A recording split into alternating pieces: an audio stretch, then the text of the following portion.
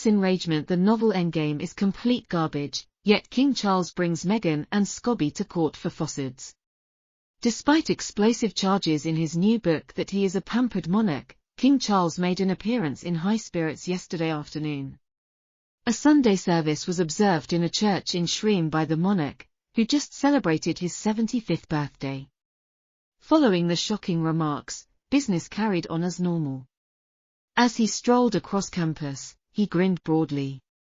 This comes after royal biographer Amit Scobie said that the king ironed his shoelaces on Tuesday, when his new book Endgame was announced or released. Regarded as close to Prince Harry-Meghan Markle, Mr. Scobie says the monarch enjoys squeezing an inch of toothpaste into his toothbrush and taking along newly laundered bedding.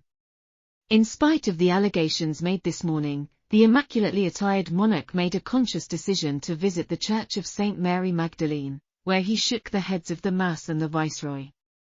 The Sun released an excerpt from Scobie's new book Endgame that states that staff members need to swap out even the smallest amount of worn laces for newly ironed ones right away.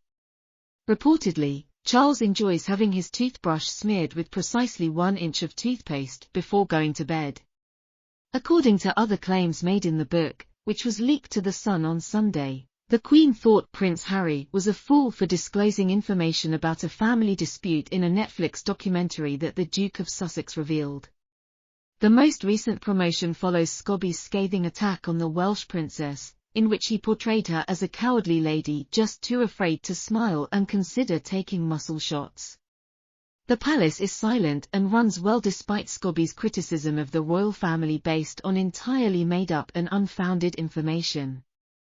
In truth, Christopher Anderson's King Charles II books appears to include a good deal of the material concerning the Charles and Scobie books, which palace officials claim to detest for their falsehoods regarding both Omid and the Sussexes. Shoes and toothpaste are two topics Paul Borlaug discusses.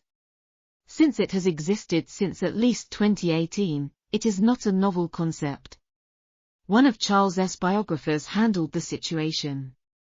Prince Charles fractured a bone in his arm, just below the shoulder blade, during a polo play in 1990. I'm not sure which match it was. The bone required several months of immobilization before it spontaneously healed. Indeed, his attendants performed additional tasks, such as applying toothpaste to his toothbrush, while he was disabled. Once the prince's arm was freed from the sling, he started to squeeze his own tube, but Oman misinterpreted the specifics. The slanderous accusations made against the Prince and Princess of Wales have angered the British people. Since no one chastised her for persuading the monarch not to renew Harry's lease at Frogmore House, it appears that Markle and Prince Harry are sticking to their positions regarding their peculiar relationship with members of the royal family. There is still a lot of hostility between Harry and his sister-in-law, a source claims. Harry and Meghan have no problem criticizing the royal family in public. Kate was unable to fight back since Powell's routine was not followed, the insider told a news station. The Prince and Princess of Wales, however, appeared to be doing quite well in the eyes of the people. It looks better than ever this year, as previously reported, because she made the decision to put the turmoil behind her and they kept their cool, approaching without becoming agitated or trapped.